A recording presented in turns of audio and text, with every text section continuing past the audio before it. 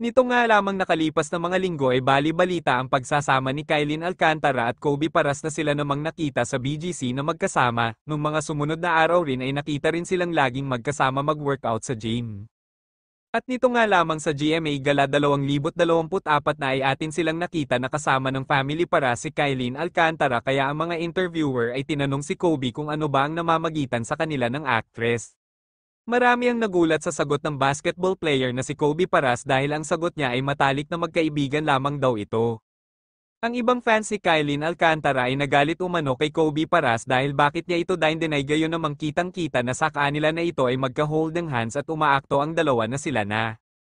Ang iba naman ay suportado pa rin sa dalawa, ang sabi ng mga ito ay baka gusto nung dalawa na maging private ang kanilang relationship so please respect them na lang.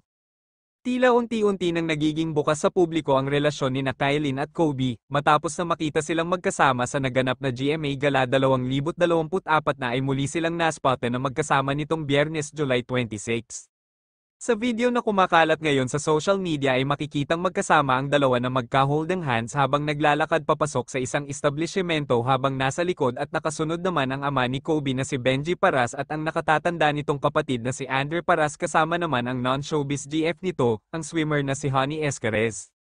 Marami sa mga tagahanga ni Kylene at natuwa at kinilig dahil sa wakas ay formal na siya ipinakilala ni Kobe sa pamilya nito, at marami pa rin ang umaasa sa dalawa na sa tamang panahon at pag-ready na ang mga ito ay kanila na itong aminin sa publiko.